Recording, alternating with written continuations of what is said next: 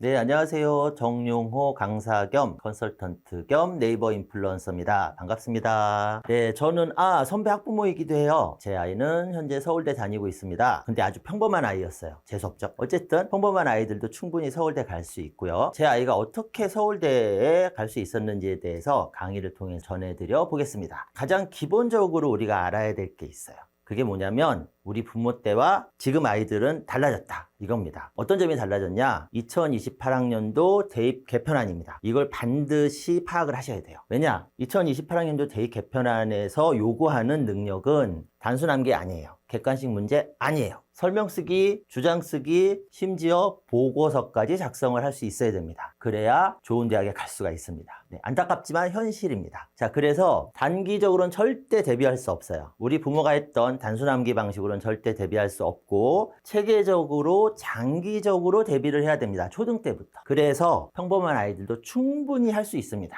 그래서 이거 반드시 파악을 하셔야 되고 꼭 기억하셔야 될 점 뭐냐? 설명 쓰기, 주장 쓰기, 보고서 작성 이것까지 해야 된다. 자, 이걸 꼭 기억을 하셔야 되고요. 자, 그러면 이 장기적으로 대비를 한다고 했을 때 핵심이 두 가지가 있어요. 네, 이것부터 반드시 완성을 시켜야 됩니다. 그 중에 첫 번째가 뭐냐? 너무 잘 아시죠? 문해력입니다. 네, 너무너무 유명해진, 너무너무 강조하고 있는 문해력입니다. 문해력부터 제대로 진짜 탄탄하게 다지셔야지 장기 대비가 가능해져요. 자, 근데 제일 좋은 방법은 뭐겠습니까? 독서입니다. 그래서 독서는 우리 부모 때보다 훨씬 중요해졌습니다. 독서를 통해서 읽기 능력 기르고 배경 지식 습득하고 어휘력까지 탄탄하게 다져놔야지 장기 대비가 가능해지고요. 하나 더, 그게 뭘까요? 또 너무너무 잘 아시는 엉덩이의 힘입니다. 엉덩이의 힘, 이게 습관이죠. 그래서 문해력을 기르고 공부 습관을 들여야지 장기 대비가 가능해진다. 요거 꼭 말씀을 드리고 싶고, 자, 하나 더 팁을 말씀드리면 공부 습관 들이는 방법이 있어요. 수학만 하세요. 수학만. 사회과학 말고.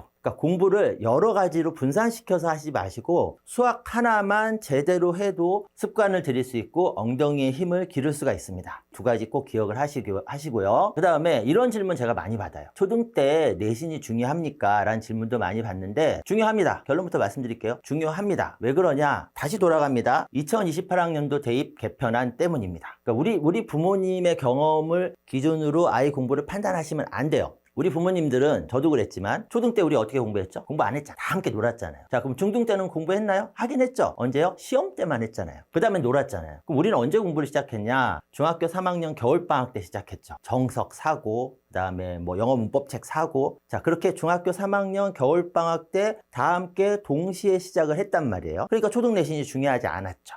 근데 이젠 아니에요. 앞에서 말씀드린 것처럼 설명 쓰기, 주장 쓰기, 보고서까지 작성을 해야 되니까 근데 얘는 어려운 거니까 초등부터 해야 돼. 이거를 모르는 부모님들이 계시지만 아시는 부모님도 계시거든요. 그러면 그 부모님 아이들은 초등 때부터 하는 거예요. 그러니까 상위권 아이들은 초등 때부터 공부를 해버려요. 그 다음에 중학교 가서 공부한다? 안 됩니다. 안 됩니다. 자, 우리나라에서 가장 무서운 아이들이 누구죠? 중2 여자아이들. 사춘기입니다. 사춘기. 사춘기 때는 공부 실력을 키울 수가 없어요. 유지입니다. 유지. 자, 그래서 내신이 중요한데 대입에서 내신이 제일 중요해요. 왜냐면 아시죠? 수시는 내신. 그 다음에 하나 더 서울대에서 정시를 수능 플러스 내신도 본다고 했어요. 자, 수시는 원래 내신이었어요. 근데 정시도 내신 본대요. 자, 그럼 1순위가 뭐예요? 내신이죠. 그럼 내신을 잘 해야 돼요. 그런데 초등 때부터 공부를 해버려요. 그 다음에 중등 때는 사춘기라서 공부 실력을 키울 수가 없어요. 자, 그럼 결국 언제부터 공부해야 된다? 초등부터. 근데 뭐가 1순위다? 내신. 그러니까 초등 내신 공부가 굉장히 중요해진 거죠. 자, 이것도 꼭 기억하셔야 되고요. 그리고 제가 진짜 자주 받는 질문이 하나 있어요. 그게 뭐냐면 초등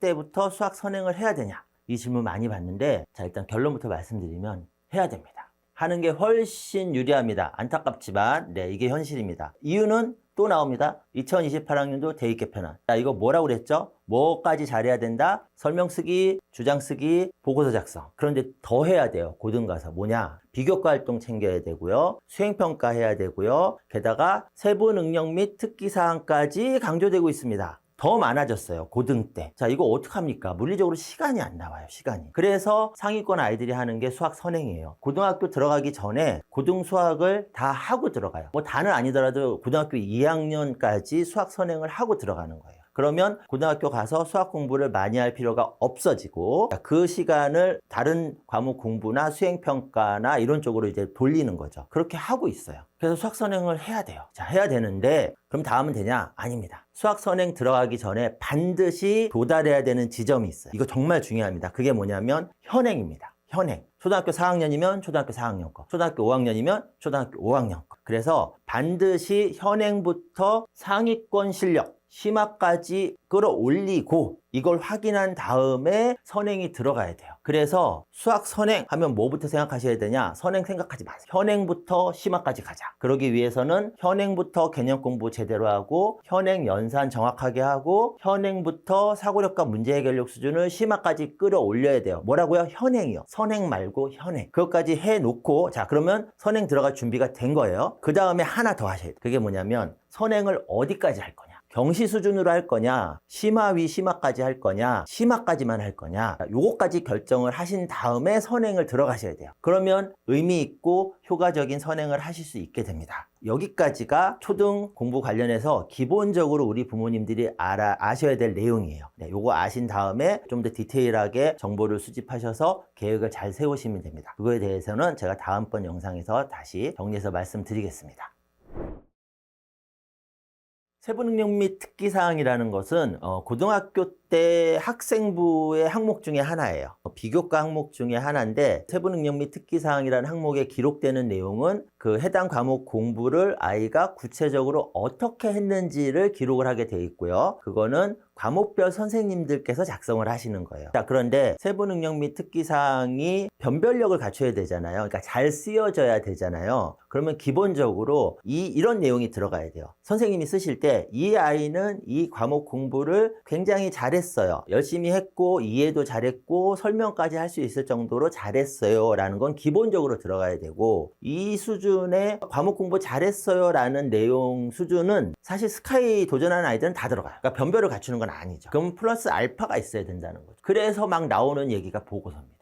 탐구 보고서를 작성한다든지 그 과목과 관련된 난이도가 있는 책을 읽고 독서록을 작성한다든지 해서 그거를 그 과목 선생님한테 추가로 제출을 하는 거예요. 그러면 그 과목 선생님이 그 탐구 보고서나 독서 기록장을 보고서 추가로 쓰시게 되겠죠. 세부능력 특기사항 항목에 이 아이는 과목 공부를 잘했을 뿐만 아니라 추가로 스스로 무언가를 연구하고 탐구해서 그런 보고서를 작성을 할 정도로 아주 과목에 대한 관심도도 높고 학습 능력도 아주 뛰어난 학생입니다 라고 쓰실 수 있는 그런 거리를 제공을 해드려야 돼요. 그럼 그런 항목이 기록이 될 거고 대학들은 학생부를 볼 때 그 내용까지 보면서 이 아이는 시험만 잘 보는 아이가 아니구나, 플러스 알파도 할 수 있는 아이구나 라고 판단을 할 수 있게 되는 거죠. 세부능력 및 특기사항은 이런 부분입니다.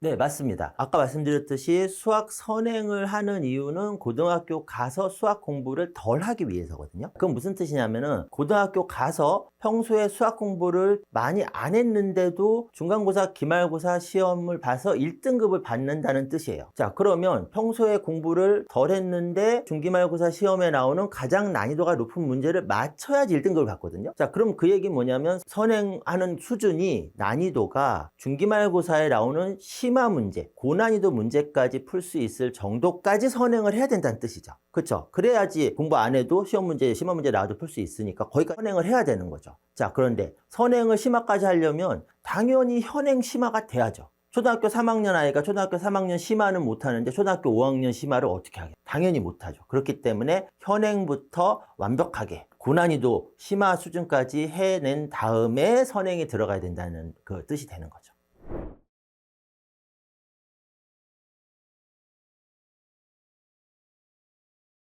그렇죠. 그게 마케팅이죠. 우리 부모님들이 현명해지셔야 돼요. 그래야지 마케팅에 당하지 않으실 수 있는데 요즘 보는 마케팅 중에 어쨌든 주력으로 하는 마케팅의 하나가 이제 수학 선행이죠. 수학 선행 얘기를 워낙 주변에서 많이 들으시다 보니까 이제 마음이 급해지시는 거예요. 옆집에는 초등학교 3학년인데 5학년과 하고 있대. 이런 얘기 들리면 이제 부모 입장에서 막 흔들리잖아요. 그러니까 이제 3학년인데 옆집에 따라서 막 4학년 들어가고 5학년 들어가는 거죠. 근데 아이는 지금 3학년 심화 못 들어간 상태예요. 근데 4학년, 5학년께 같이 들어가 버리는 거예요. 3학년 심화를 못하니까 4학년도 선행 들어가도 심화까지 못 가는 거예요. 그럼 얘는 그냥 뭐 개념만 하거나 난이도 중급 정도만 하는 거죠. 이거는 고등 수학 대비가 되는 게 아니거든요. 그러니까 분산돼 버리는 거예요. 시간과 노력과 에너지가 분산돼 버리는 거죠. 그래서 1차 목표 달성을 먼저 한 다음에 선행이 들어가야 되는데 마케팅에 당하시는 거예요.